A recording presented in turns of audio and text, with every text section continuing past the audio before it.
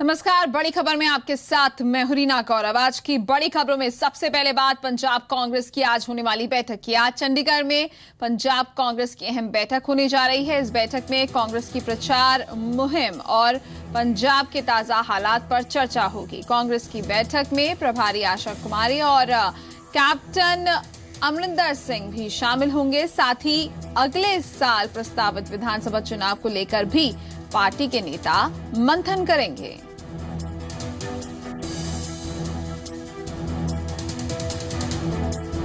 ज्यादा जानकारी के लिए हमारे साथ मौजूद हैं हमारे संवाददाता जगतार भुल्लर। जगतार, यहां पर आपसे जरूर जानना चाहेंगे, आज जो ये अहम बैठक होने वाली है मिशन 2017 को लेकर, ये काफी अहम और सबकी निगाहें जरूर इस पर।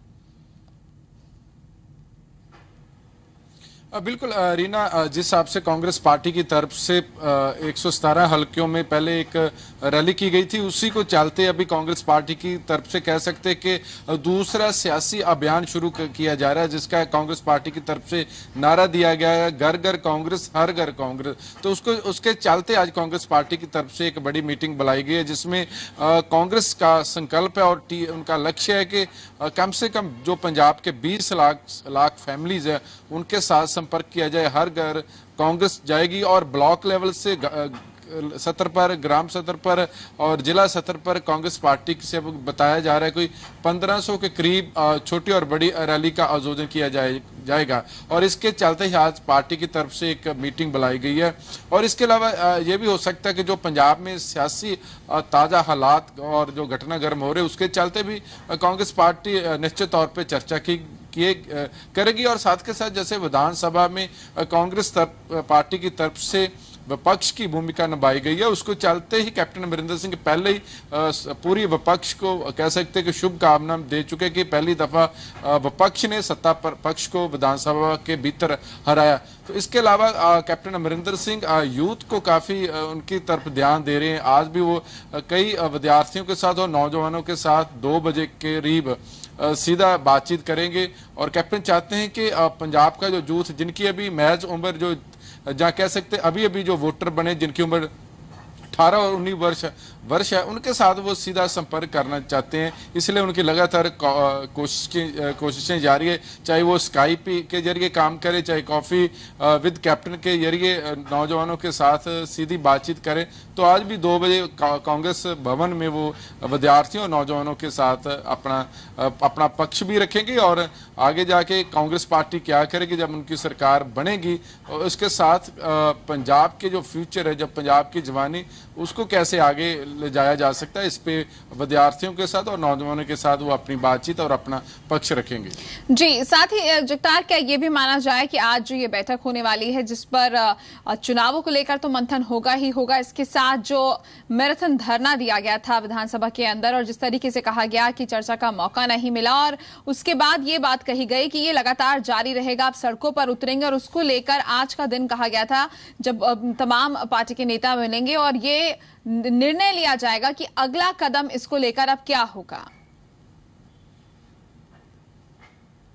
बिल्कुल कह सकते कि जो विधानसभा में कांग्रेस पार्टी की तरफ से अपनी कह सकते कि अपने आप को पेश किया गया कि और इल्ज़ाम लगाया गया कि सरकार ने उनको बोलने का मौका नहीं दिया, मैराथन उन्होंने हड़ताल वहाँ सदन में कार्रवाई की, उसके बाद कई मॉक असेंबली भी की है, लेकिन उसके चलते निश्चित तौर पे चर्चा होगी और जो सदन से लेकर जो कांग्रेस पार्टी ने सड़कों तक जाने का फैसला किया उस पर भी चर्चा होगी। और इसके चलते जो लड़ाई जो शुरू हो चुकी है पंजाब में दलित बनाम जो कह सकते जर्नल और वर्ग के लेकर के वहाँ कांग्रेसी जो एमएलए उनको सत्ता पक्ष की तरफ से उनको जाति सूचक शब्द बोले गए हैं, इसके चलते भी रणनीति बनाई जा सकती है। और खास तौर पर कैप्टन अमरिंदर सिंह पहले ही बोल चुके हैं कि जो काली विधायक हैं विरसा सिंह वल्टोवा उस पर केस दर्ज होना चाहिए।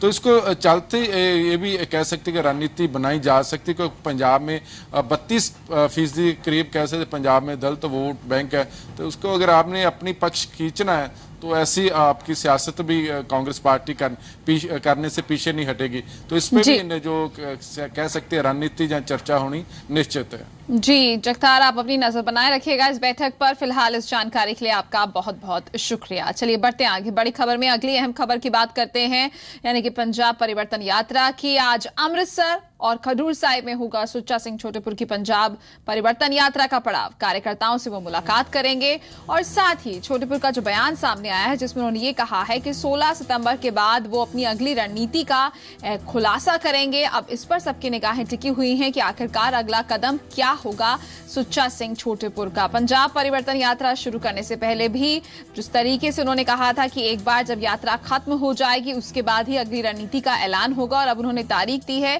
कि 16 सितंबर के बाद वो अपनी अगली रणनीति का खुलासा करेंगे।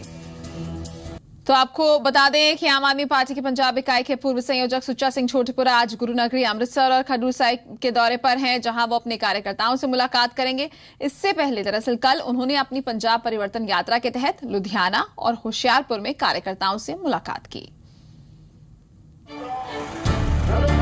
मिशन 2017 के लिए सरदार सुच्चा सिंह छोटेपुर की पंजाब परिवर्तन यात्रा जारी है।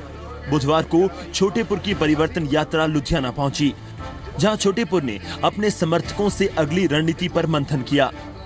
इस दौरान सुच्चा सिंह छोटेपुर के निशाने पर एक बार फिर से अरविंद केजरीवाल रहे। लोगों ने तेरे ते विश्वास किया सी, दिल्ली के लोगों का विश्वास तेरे तो उठ रहा।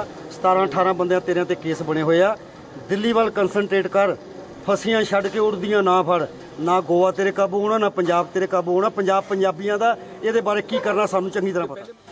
छोटेपुर ने 16 सितंबर के बाद अपनी आगे की रणनीति का फैसला करने की बात कही है। हालांकि एक बार फिर से छोटेपुर ने चौथे फ्रंट में जाने के संकेत दिए। सरदार सुच्चा सिंह छोटेपुर का समर्थन कर रहे आम आदमी पार्टी के पूर्व नेता गुरिंदर बाजवा ने भी कहा कि पंजाब में आम आदमी पार्टी के कई नेता उनके संपर्क में हैं, जो उनके साथ आएंगे।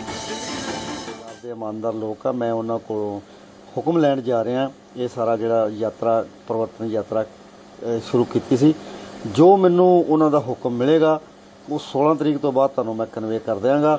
तुसीं ये जिहड़ा कहंदे हो भी कल्ले ने 8 जणिਆਂ ਦੀ फोटो है, 4 जणिਆਂ ਦੀ फोटो है, आने वाले समय दे विच तुसीं सारिਆਂ ਦੀਆਂ फोटो इकट्ठियां वेखोगे। तो बाद ये सारे जिहड़े आम आदमी पार्टी च उन्होंने सस्पेंड किए वो सारिਆਂ ਨੂੰ मिल के साफ सुथरे वो सारे बंदे ने एक प्लेटफार्म ते लियांदा जाएगा, भाएं वो गांधी जी ने, भाएं वो शरावत जी ने, भाएं अपने खालसा जी ने, जिन्ने भी है पंजाब दे जिहड़े दर्दी ने उन्हां सारिਆਂ ਨੂੰ एक प्लेटफार्म ते इकट्ठा करके पंजाब दे भविख लई 2017 च एक वधिया सरकार लोकां नूं देण लई सारिਆਂ ਨੂੰ एक प्लेटफार्म ते इकट्ठा किया जाएगा। गौरतलब है कि 16 सितंबर तक सरदार सुच्चा सिंह छोटेपुर की पंजाब परिवर्तन यात्रा चलेगी और उसके बाद वो अपनी आगे की रणनीति का खुलासा करेंगे।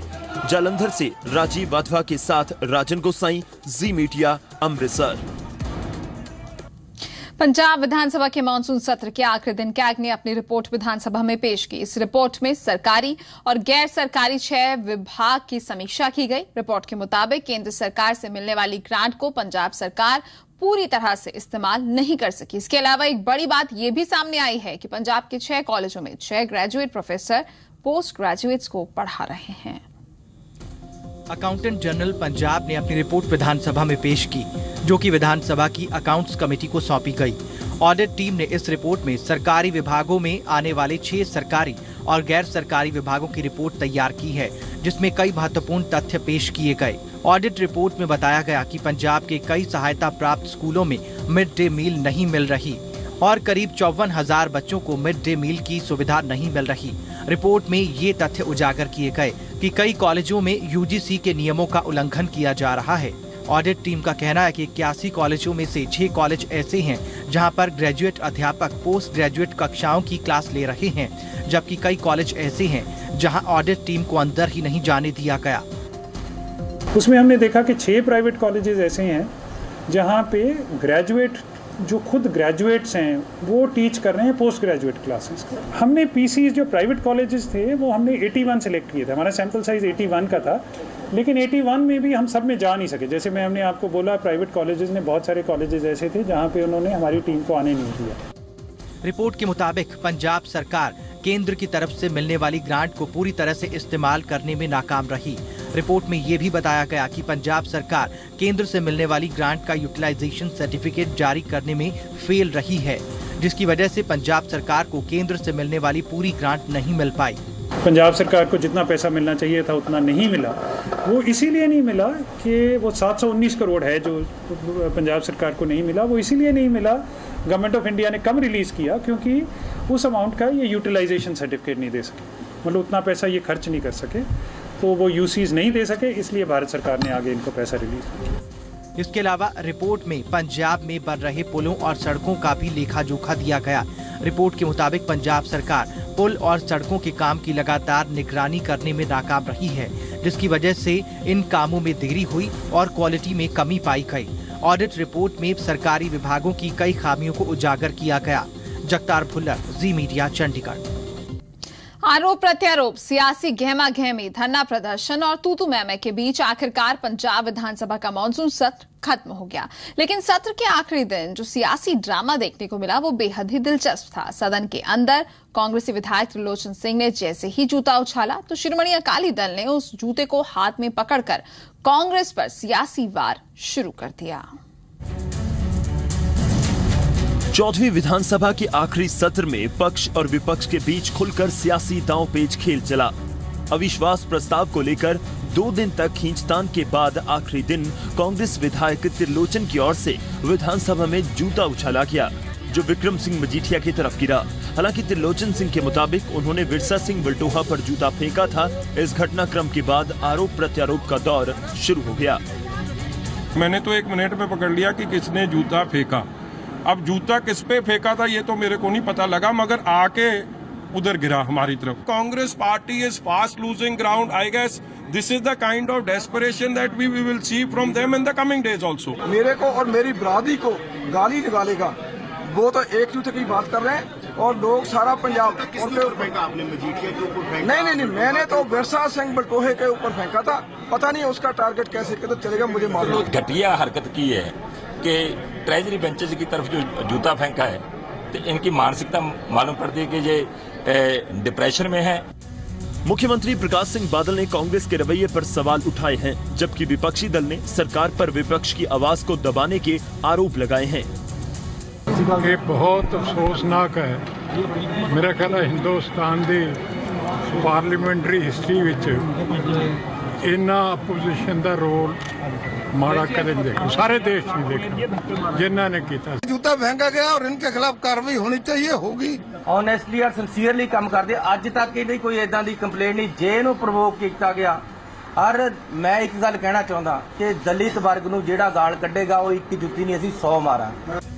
सत्ता पक्ष और विपक्ष के बीच खींचतान कोई नई बात नहीं है, लेकिन सदन में जूता चलना स्वच्छ लोकतंत्र की निशानी भी नहीं। जगतार भुल्लर, जी मीडिया, चंडीगढ़। पंजाब विधानसभा में जूता फेंकने की घटना के बाद दोनों प्रमुख दलों के बीच टकराव की स्थिति पैदा हो गई। शिरोमणि अकाली दल और कांग्रेस ने एक दूसरे पर आरोप लगाया है कि उन पर जाति सूचक शब्दों का इस्तेमाल किया गया है, जिसे लेकर SC/ST कमीशन को शिकायत भी की गई है।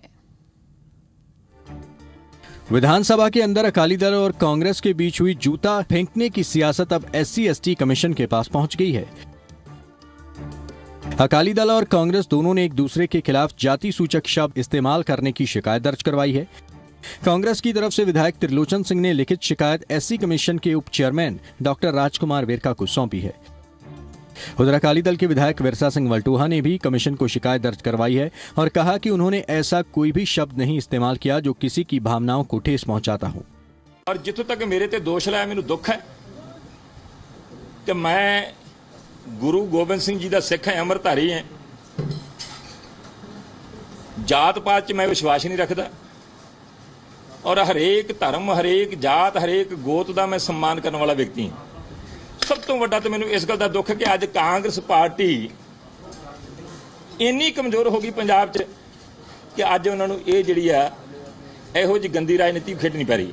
जाति के प्रति सूचक जिहड़े अंक है उन्होंने बोले है विरसा सिंह बल्टोहा ने, ਉਹਦੇ खिलाफ मैं अपने नैशनल कमीशन के चेयरमैन साहब को एप्लीकेशन देना आया और नाल बेनती करना है भी इसके उपर सख्त तो सख्त जिहड़ा हैगा कार्रवाई होनी चाहिए।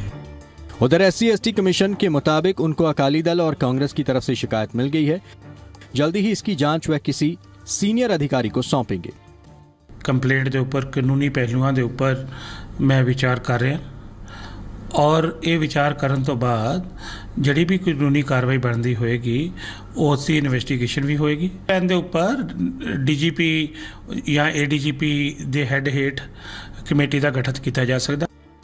विधानसभा के अंदर जूता फेंकने की सियासत ने अब नया रंग ले लिया है। अकाली दल और कांग्रेस दोनों ही एक दूसरे के खिलाफ जाति सूचक शब्द इस्तेमाल करने की शिकायत दर्ज करवा चुके हैं। SC/ST कमीशन की तरफ से जांच करवाने का यकीन दिया गया है, पर विधानसभा के अंदर जूता फेंकने और एक दूसरे के खिलाफ अपशब्द बोलने के जो आरोप लगाए जा रहे हैं वो कहीं ना कहीं लोकराज के मंदिर की मर्यादा को ठेस जरूर पहुंचा रहे हैं।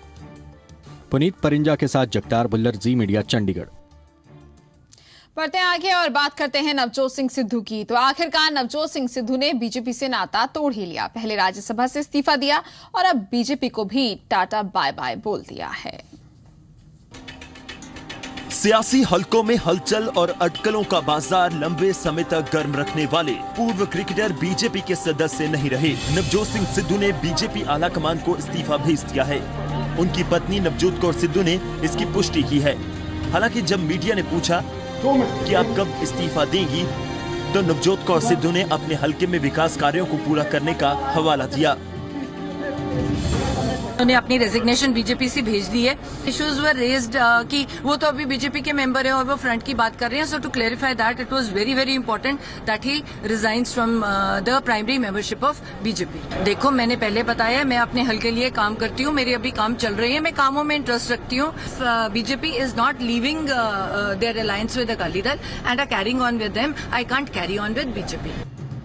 सरदार सुच्चा सिंह छोटेपुर ने सिद्धू के कदम का स्वागत किया है, जबकि परगट सिंह का कहना है कि राज्यसभा से इस्तीफा देते ही सिद्धू बीजेपी से अलग हो चुके थे। वहीं अकाली बीजेपी गठबंधन का दावा है कि नए फ्रंट से उन्हें कोई फर्क नहीं पड़ेगा। उन्होंने आज सिद्धू जोड़े ने बीजेपी से अपना नाता तोड़ दिया है। इससे पंजाब को एक अच्छी आस की किरण दिखाई देगी। आने वाले दिनों में अच्छे लोग मिलकर पंजाब को बचाने की कोशिश करेंगे। अगर उसने राज्यसभा से दे दिया तो ये तो कहीं ना कहीं वो क्रिएशन थी कि हाँ भी बीजेपी से क्यों नहीं दिया। जब राज्यसभा से दे दिया तो फिर बीजेपी से क्या प्रॉब्लम है, ठीक है ना। तो उन्होंने आज वो भी क्लियर कर दिया। ਜਿਹੜਾ ਤੁਸੀਂ ਚੌਥਾ ਫਰੰਟ ਕਹਿ ਰਹੇ ਹੋ, ਉਹਦਾ ਕੋਈ ਅਸਰ ਨਹੀਂ ਹੋਣ ਵਾਲਾ ਨਾ ਪੰਜਾਬ ਦੀ ਰਾਜਨੀਤੀ ਅੰਦਰ ਨਾ ਅੰਮ੍ਰਿਤਸਰ ਦੀ ਰਾਜਨੀਤੀ ਦੇ ਅੰਦਰ। ਇਸ ਵੇਲੇ ਭਾਰਤੀ ਜਨਤਾ ਪਾਰਟੀ ਸ਼੍ਰੋਮਣੀ ਅਕਾਲੀ ਦਲ गठबंधन नंबर 1 ਤੇ ਚੱਲ ਰਿਹਾ, लेकिन डिसिप्लिनरी एक्शन लिखा जाएगा, पार्टी विचार करेगी। बीजेपी से इस्तीफा देने के साथ नवजोत सिंह सिद्धू ने आवाज़े पंजाब को आगे बढ़ाने की दिशा में दूसरा कदम बढ़ा दिया है। चंडीगढ़ से कुलवीर दीवान के साथ राजन गोसाई, जी मीडिया, अमृतसर। अब बात करते हैं केंद्र से मिली पंजाब को सौगात की। केंद्रीय सड़क परिवहन मंत्री नितिन गडकरी ने तकरीबन 11,000 करोड़ की 3 परियोजनाओं का शिलान्यास करके पंजाब को बड़ा तोहफा दिया है। केंद्रीय सड़क परिवहन मंत्री नितिन गडकरी ने पंजाब के लिए खजाने का मुंह खोल दिया है। उन्होंने रोपड़ में 3 बड़ी सड़क परियोजनाओं का शिलान्यास किया, जिसके तहत 10,600 करोड़ रुपए खर्च करके खरड़ से कुराली, रोपड़ से फगवाड़ा और चंडीगढ़ से खरड़ तक 4 लेन का निर्माण होगा। इस दौरान जनसभा को संबोधित करते हुए गडकरी ने डिप्टी सीएम को चौंका दिया। गडकरी ने कहा कि आपकी मांगने की ताकत खत्म हो जाएगी, जितना मांग सकते हो मांग लो। जितना मांगना हो मांगो, तुम्हारी मांगने की ताकत खत्म हो जाएगी।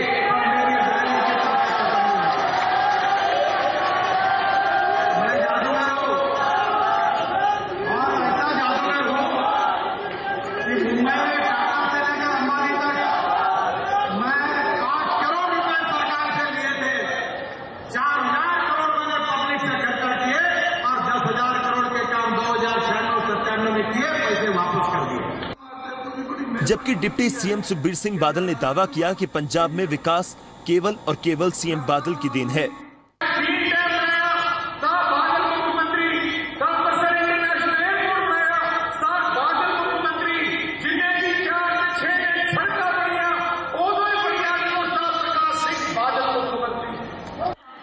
केंद्रीय मंत्री ने भरोसा दिया है कि मोदी सरकार पंजाब के विकास में सूबा सरकार की हर कदम पर मदद के लिए तैयार है।